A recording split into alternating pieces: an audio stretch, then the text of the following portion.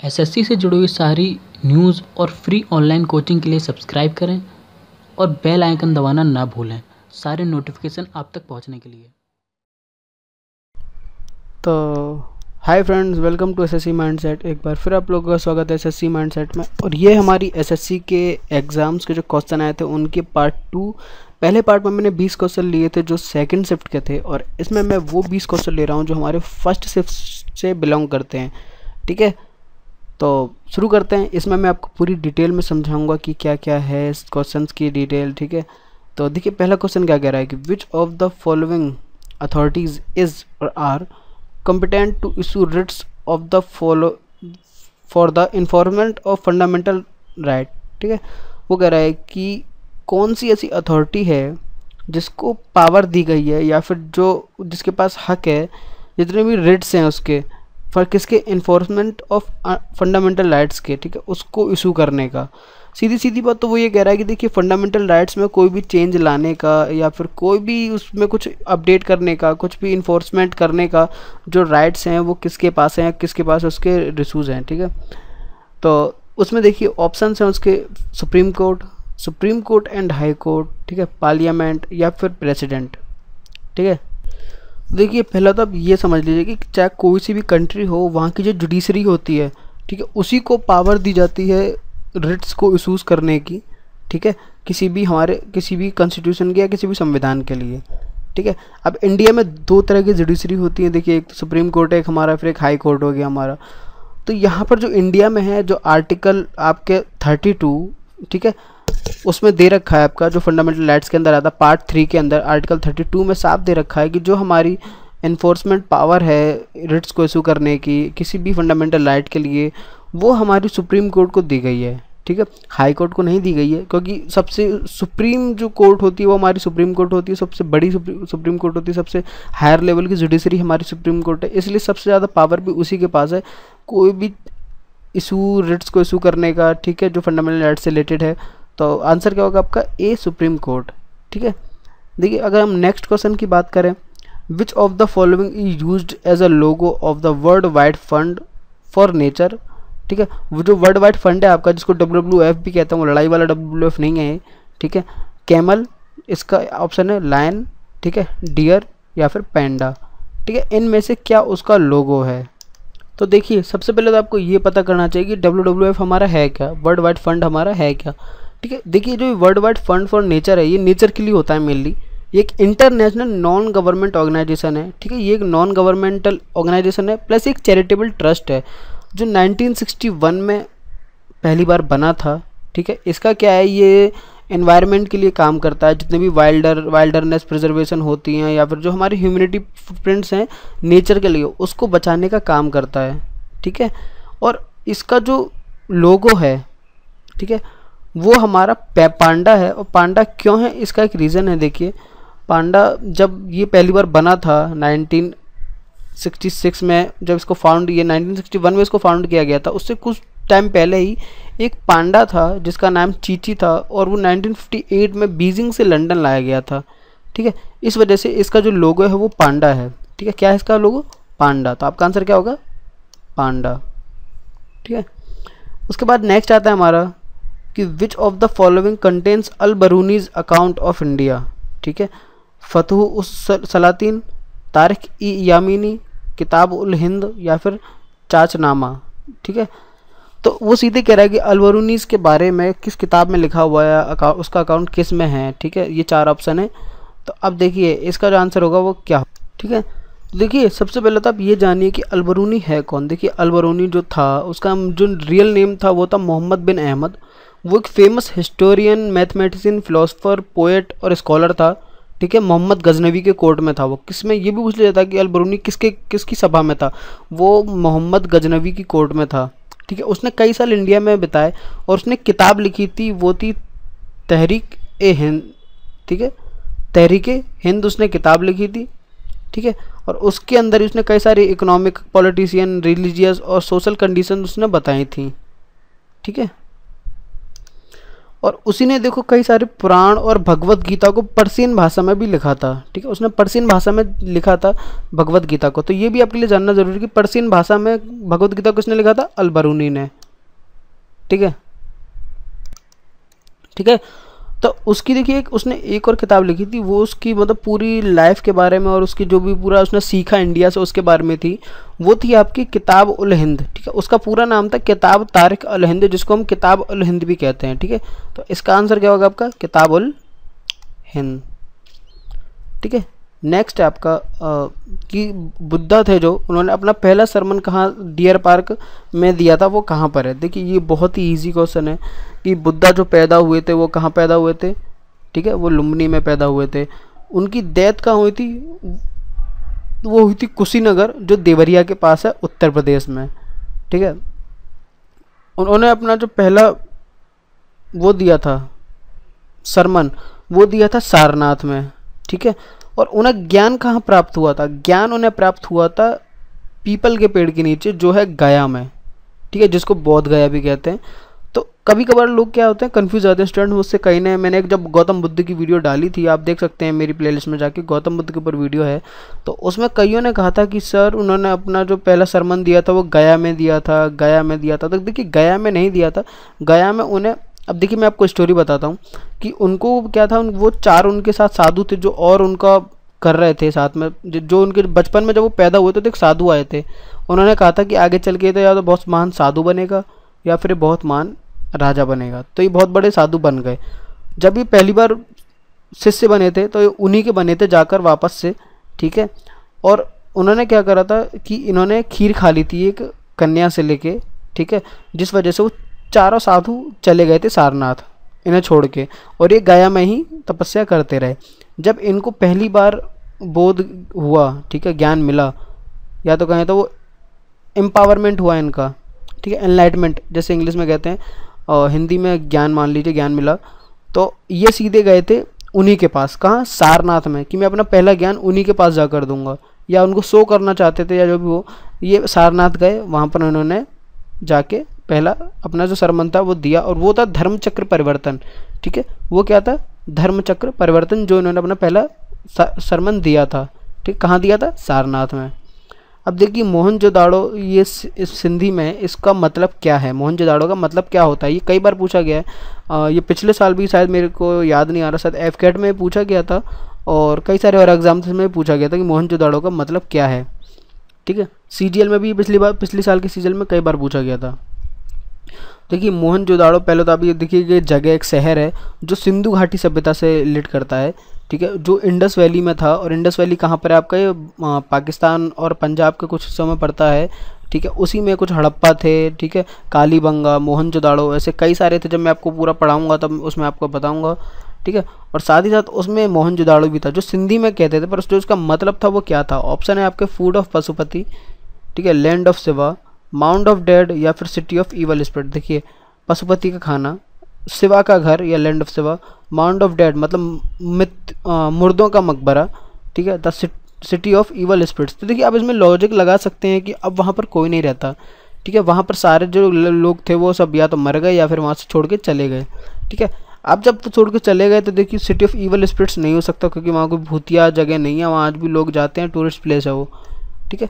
तो वो क्या है, वो है माउंट ऑफ डेड, मतलब डेड मतलब क्या कहते हैं यार डेड को,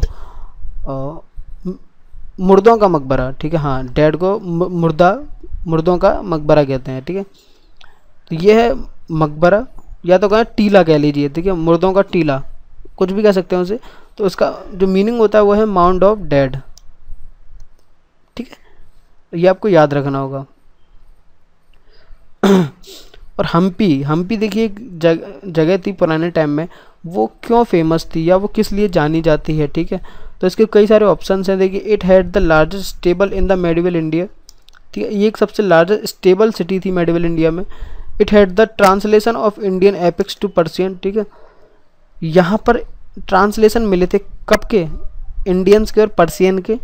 it was the capital of Vijayanagar, या विजयनगर की राजधानी थी, या फिर ये गोलकोंडा की राजधानी थी, ठीक है। हम्पी क्या था ये आपको पता होना चाहिए। तो देखिए हम्पी में एक गांव है, ये कर्नाटका में आज के टाइम पे, ठीक है, वहाँ पर कई सारे मंदिर हैं जहाँ पर फॉरेनर्स के इमेजेस मिली हैं, जहाँ पर पर्शियन घोड़े बेच रहे हैं।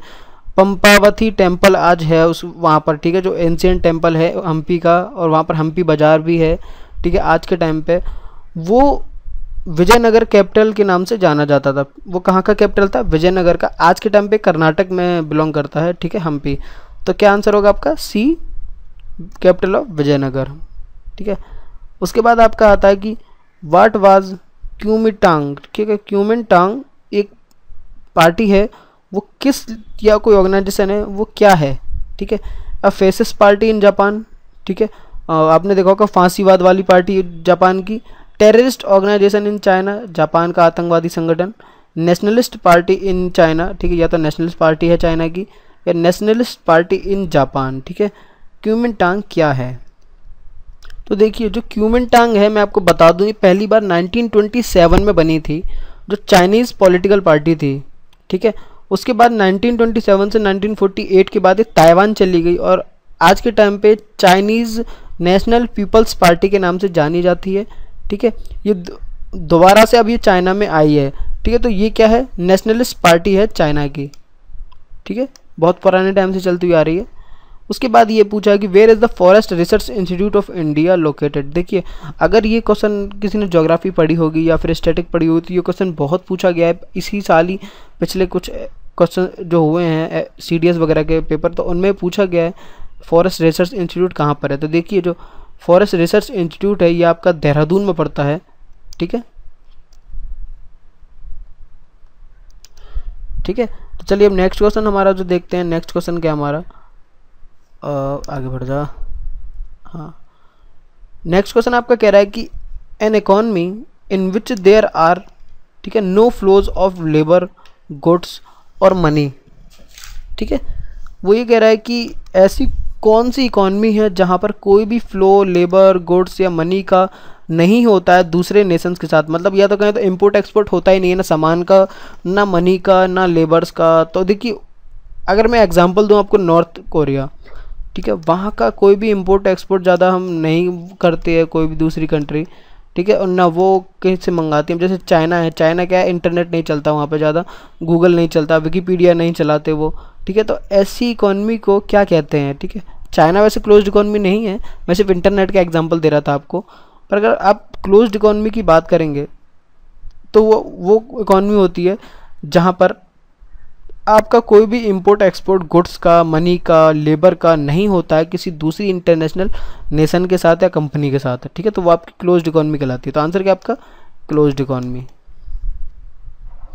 उसके बाद है आपका, देखिए, इलास्टिसिटी।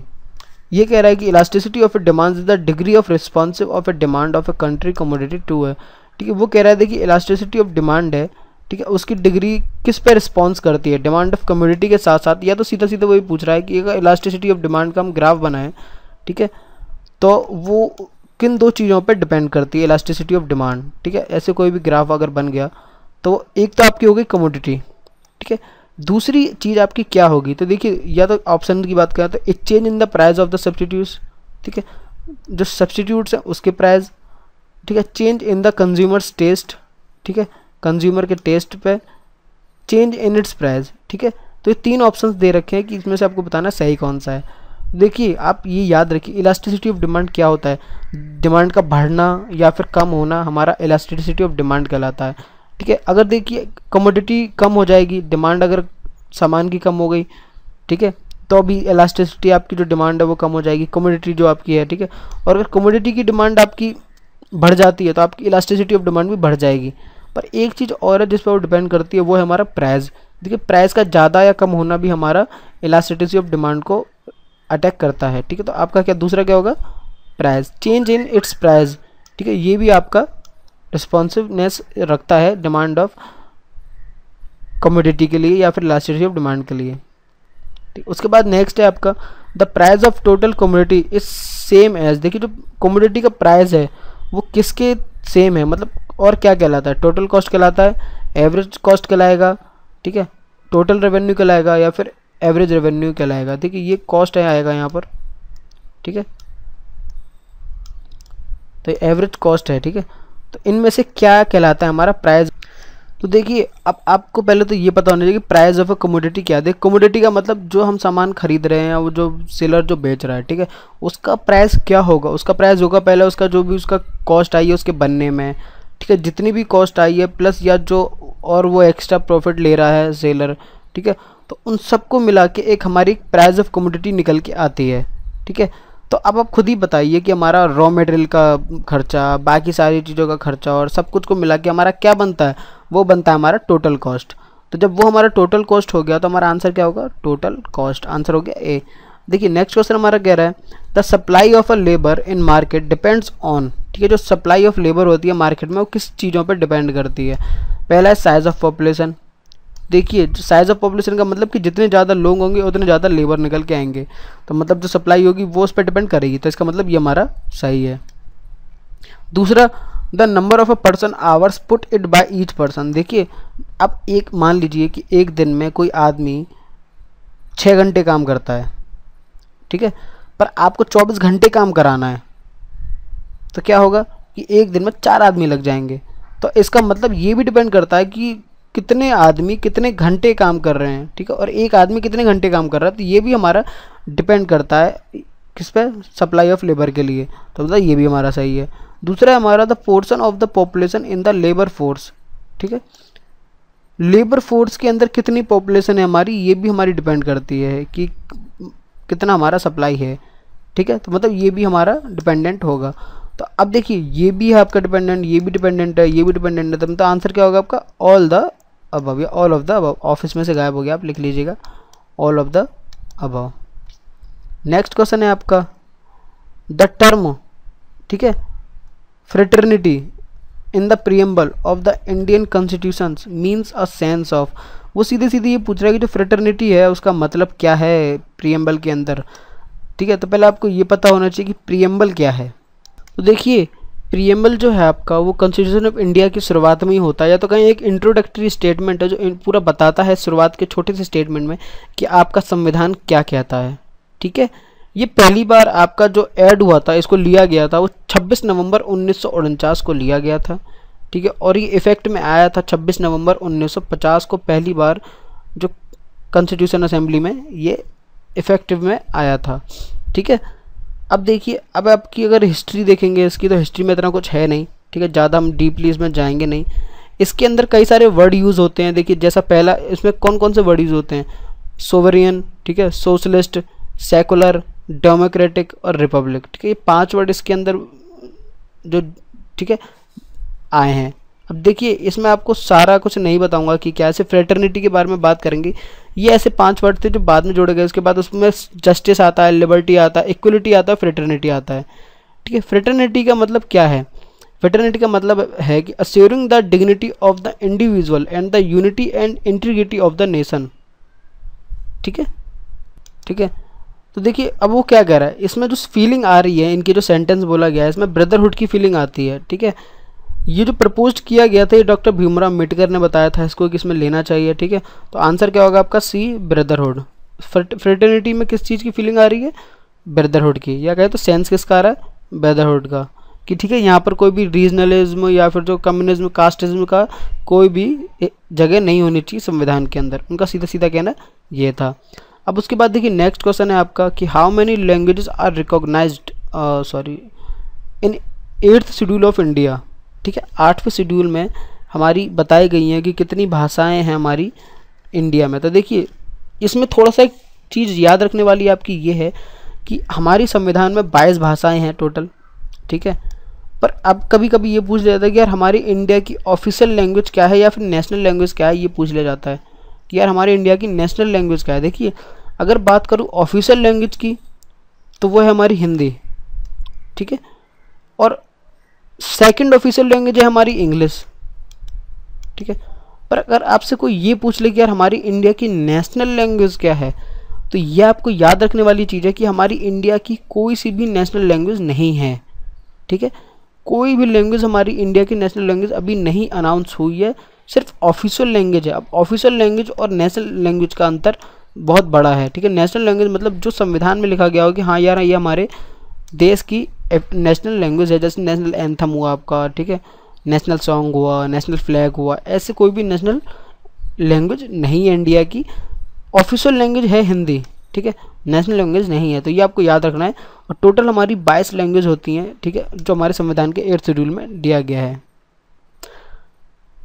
अब आपका नेक्स्ट आता है कि जो आपका हाइड्रोलिक ब्रेक्स होते हैं, ठीक है, वो कौन से प्रिंसिपल पे काम करते हैं, ठीक है, ऑटोमोबाइल में होते हैं, हाइड्रोलिक गाड़ियों में लगे होते हैं आपके हाइड्रोलिक ब्रेक्स, वो किस प्रिंसिपल पे काम करते हैं, ठीक है। तो देखिए पास्कल लॉ है आपका आंसर इसका, मैं आपको बता देता हूँ जो इसका आंसर है वो पास्कल प्रिंसिपल पे काम करता है, ठीक है। आर्किमिडीज प्रिंसिपल, बर्नौलीज प्रिंसिपल और पॉइसियल्स प्रिंसिपल पे काम नहीं करता है, पास्कल प्रिंसिपल पे काम करता है। अब देखिए ये क्या कहता है, मान लीजिए कि आपका एक ऐसा बोल है, ठीक है, जिसके अंदर पानी भरा हुआ है और एक ऐसी कुछ एक हाइड्रोलिक्स पंप है जो आपका ऐसे लगा हुआ है, और फिर क्या होगा, यहाँ पर देखिए प्रेशर पड़ा, तो जो प्रेशर इस पॉइंट पे बढ़ रहा है, ठीक है, पास्कल लॉ के हिसाब से वही प्रेशर हर पॉइंट पे बढ़ेगा, आपके हर पॉइंट पे बढ़ेगा, जो भी आपके इसके अंदर का लिक्विड है, ठीक है। इसमें क्या होगा, इनकम्प्रेसिबल फ्लूइड भरा होता है जो कंप्रेस नहीं हो सकता, ठीक है, तो हर पॉइंट पे सेम दबाव पड़ेगा, जिससे क्या होगा, अब यही प्रिंसिपल आपका हाइड्रोलिक्स ब्रेक्स में काम होता है। उसमें क्या होता है कि देखिए इनकम्प्रेसिबल फ्लूइड भरा होगा, आपका ब्रेक लगा, ब्रेक मतलब प्रेशर पड़ा, एक पाइप ने प्रेशर लगाया, तो उसमें क्या होगा, टायर से जुड़े हुए जो भी ब्रेक्स होंगे सब पे एक प्रकार का ही पूरा प्रेशर पड़ेगा, जिससे आपका ब्रेक तुरंत लग जाएगा, ठीक है। ये आपके हाइड्रोलिक ब्रेक्स पे काम करते हैं। उसके बाद आपका the basic process taking place in nuclear reactors, ठीक है। न्यूक्लियर रिएक्टर में कौन सी एक बेसिक प्रोसेस है जो काम आती है, फ्यूज़न, फिजन, रेडियो एक्टिविटी या नन ऑफ द अबव, ठीक है। तो देखिए पहले तो आपको ये समझना होगा कि देखिए रेडियो एक्टिविटी आपका नहीं होता। देखिए ये कन्फ्यूजन रहता है कि हमारे न्यूक्लियर रिएक्टर में दो प्रोसेस में से एक प्रोसेस होती है, पहला तो फ्यूज़न या फिर फिजन, ठीक है, इन दोनों में से कोई एक आंसर होगा, ये नहीं है आपका, ठीक है, न्यूक्लियर रिएक्टर में होता ही नहीं है। वहाँ पर तो आपका रेडियो एक्टिव कुछ वो होते हैं एलिमेंट्स जिनका यूज़ होता है, ठीक है। अब देखिए फ्यूज़न क्या है, फ्यूज़न वो होता है जब आपके कोई दो एलिमेंट, छोटे एलिमेंट मिलकर, ठीक है, एक बड़ा एलिमेंट बनाते हैं, वो आपका फ्यूज़न हो गया। फिजन क्या हो गया, जब एक बड़ा एलिमेंट आपका टूट कर दो छोटे से एलिमेंट बनाता है, ठीक है, वो आपका फिजन हो गया। अब न्यूक्लियर रिएक्टर में जो काम होता है वो फिजन का होता है, ठीक है, इसमें ज़्यादा एनर्जी रिलीज होती है आपकी फ्यूज़न के अगर हम उससे कंपेयर करें तो, ठीक है। तो आपका आंसर क्या होगा, आंसर होगा आपका फिजन, कि न्यूक्लियर रिएक्टर में जो बेसिक प्रोसेस होती है वो आपकी फिजन होती है। अब देखिए ये आपका कंप्यूटर से रिलेटेड है कि अगर आप किसी कंप्यूटर को बूट कर रहे हैं तो आपको क्या चाहिए, एक ओएस चाहिए, एक असेंबलर चाहिए, एक कंपाइलर चाहिए या फिर एक लोडर चाहिए। अब देखिए पहले तो यह समझिए बूट होता क्या है। बूट वो चीज़ होती है जब हम किसी कंप्यूटर को ऑन करते हैं और उसके बाद कुछ प्रोसेस होती है ऑपरेटिंग सिस्टम को एनालाइज करने की, ठीक है, ये ऑपरेटिंग सिस्टम को एनालाइज करने की, ठीक है, वो हमारा बूट कहलाता है। तो इसका मतलब ऑपरेटिंग सिस्टम को एनालाइज कर रहे हैं तो ऑपरेटिंग सिस्टम तो हमारा हो नहीं सकता रिक्वायरमेंट, ठीक है, वो तो हम उसको एनालाइज कर रहे थे, ये हमारा कैंसिल हो गया। असेंबलर क्या होता है, देखिए असेंबलर वो इंस्ट्रक्शंस होते हैं, असेंबलर वो प्रोग्राम है जब हम किसी कंप्यूटर को इंस्ट्रक्शन करते हैं तो वो क्या करता है, उसको लेता है, उसको असेंबल करता है और उसको एक कंप्यूटर लैंग्वेज में बना के इंस्ट्रक्शन को पढ़ के उसको प्रोसेस करता है, ठीक है। अब कंपाइलर क्या होता है, देखिए कंपाइलर वो होता है जो हमारी प्रोग्रामिंग लैंग्वेज को कन्वर्ट करता है आपका कंप्यूटर लैंग्वेज में, ठीक है, और उसको फिर कंपाइल करके एक प्रोग्राम के रूप में काम चलाता है। जैसे सी वगैरह जो होते हैं ये कंपाइलर्स होते हैं आपके C++ वगैरह के, ठीक है। और लोडर क्या होता है, देखिए लोडर आपका वो चीज़ होती है जब आपका कंप्यूटर ऑन हो रहा होता है तो ये ऑपरेटिंग सिस्टम को एनालाइज करता है, ठीक है। तो मतलब सबसे ज़्यादा ज़रूरत हमें किसकी पड़ती है, हमें पड़ती है लोडर की, ठीक है। क्यों, क्योंकि इसी के अंदर हमारा OS ऑपरेटिंग सिस्टम लोड होकर एनालाइज होता है, ठीक है। तो हमें किसकी ज़रूरत पड़ती है, हमारा लोडर की, ठीक है। तो आंसर क्या होगा आपका, आंसर होगा डी, मतलब लोडर। नेक्स्ट है आपका कि what is the part of the central processing unit या फिर CPU। देखिए CPU कहें तो आपका पूरा दिल धड़कन दिमाग होता है कंप्यूटर का, उसी के अंदर आपके मदरबोर्ड होते हैं, रैम होती है, रोम होती है, ठीक है, कई सारी चीज़ें आपके उसी के अंदर होती हैं। तो सेंट्रल प्रोसेसिंग यूनिट का पार्ट क्या है, देखिए अगर बात करूँ कीबोर्ड की तो इसकी खुद अलग से एक पार्ट है, प्रिंटर भी खुद एक अलग से एक पार्ट है और मॉनिटर भी खुद अलग से एक पार्ट है। तो ये सीधा सीधा वही CPU अलग होता है, ये सब अलग से खुद कंप्यूटर के एक पार्ट है। तो बचा कौन सा आपका, अर्थमेटिक लॉजिकल यूनिट, ठीक है, ALU, इसका पूरा नाम क्या है, अर्थमेटिक एंड लॉजिकल यूनिट। ठीक है। उसके बाद आता है आपका नेक्स्ट क्वेश्चन कि which one of the following is a carbohydrate. आपका इन चारों में से कौन सा कार्बोहाइड्रेट है? इंसुलिन, ग्लिसिन, ग्लूकोज या फिर यूरिया। ठीक है, इन चारों में से आपका कौन सा कार्बोहाइड्रेट है? ठीक है, तो देखिए अब इसमें 4 ऑप्शन है, इंसुलिन, ग्लिसिन, ग्लूकोज, यूरिया। अब इनमें से आपको बताना है। तो देखिए पहले बात करते हैं इंसुलिन की। तो देखिए इंसुलिन एक कहें तो एक हार्मोन होता है जो बनता है कब? जब पेनक्रियाज आपकी बॉडी में शुगर को अलाउ करता है। ठीक है, जब आपकी बॉडी में शुगर अलाउ होती है, घुसती है, तब आपका इंसुलिन बनता है। ठीक है, किससे? शुगर से बनता है। शुगर क्या आपका मतलब ग्लूकोज, और ग्लूकोज क्या आपका कार्बोहाइड्रेट। ठीक है, तो यहीं से आपको पता लग गया कि आपका जो कार्बोहाइड्रेट कौन सा इनमें से? ग्लूकोज। मतलब आंसर क्या होगा आपका? ग्लूकोज। ठीक है, मतलब सी आपका आंसर हो गया। नेक्स्ट है आपका the source of oxygen in atmosphere is due to. देखिए 4 प्रोसेस दी गई हैं इसमें से कौन सी ऐसी प्रोसेस है जो आपकी एटमॉस्फेयर में ऑक्सीजन प्रोवाइड कराती है? एक्सर्शन, नाइट्रोजन फिक्सेशन, रेस्पायरेशन या फिर फोटोसिंथेसिस। ठीक है, इनमें से कौन सी आपकी एटमॉस्फेयर में ऑक्सीजन प्रोवाइड कराती है? ठीक है, तो देखिए आपका अगर बात करें हम एक्सक्रीशन की बात करें तो एक्सक्रीशन क्या कह रहा है आपका? एक्सक्रीशन आपका वो प्रोसेस होता है जब आपकी कोई बॉडी होती है मेटाबॉलिक वेस्ट या फिर जितने भी नॉन यूजफुल मटेरियल्स होता है उसको निकाल देती है किसी अपने ऑर्गेनिज्म में से।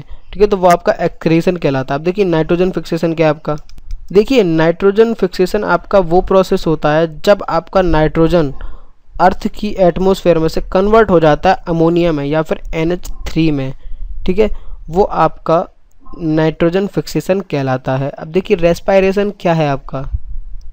ठीक है, तो देखिए रेस्पायरेशन वो प्रोसेस है आपकी जब आपका जो लिविंग बीइंग है या फिर हम ह्यूमंस हैं, जब हम ऑक्सीजन को अपने लंग्स में भरते हैं, ठीक है, ब्रेथ करते हैं, इन करते हैं तो ऑक्सीजन अंदर जाता है और कार्बन डाइऑक्साइड प्रोसेस होने के बाद बाहर आता है, वो आपका रेस्पायरेशन प्रोसेस कहलाता है। ठीक है, अब फोटोसिंथेसिस आपका क्या होता है? देखिए फोटोसिंथेसिस आपको पता है जो अपना प्लांट्स होते हैं या जितने भी ट्रीज़ होते हैं वो क्या करते हैं? फोटोसिंथेसिस में से जितनी भी आपकी सन की एनर्जी होती है या जो भी होता है उसमें से, ठीक है, उसमें से लाइट एनर्जी लेता है, कार्बन डाइऑक्साइड आपकी ले लेता है एटमॉस्फेयर में से और फिर उसको प्रोसेस करके ऑक्सीजन प्रोड्यूस करता है। ठीक है, तो मैंने आपको चारों प्रोसेस बता दी, तो यहाँ से आपको पता लग गया होगा कि एटमॉस्फेयर में ऑक्सीजन कहाँ से आती है? फोटोसिंथेसिस से। ठीक है, देखिए ये चारों जानना हमारे लिए ज़रूरी है, कभी अगर पूछ लेता है, पर ऑप्शन भी आपको पता होना चाहिए कि फोटोसिंथेसिस ऐसा प्रोसेस है जो ऑक्सीजन प्रोवाइड कराता है एटमॉस्फेयर में। ठीक है, तो यहाँ पर आपका खत्म होता है, ये 20 क्वेश्चन थे फर्स्ट शिफ्ट से। तो आई होप कि आपको वीडियो पसंद आई होगी। अगर पसंद आई तो प्लीज़ यार इस वीडियो को लाइक कीजिए। ठीक है, अगर कुछ आपको कहना है तो कमेंट कीजिए और अगर आप पहली बार इस वीडियो को देख रहे हैं तो प्लीज़ सब्सक्राइब कीजिए। चलिए फिर मिलते हैं नेक्स्ट वीडियो में, तब तक के लिए bye, thanks for watching and वंदे मातरम।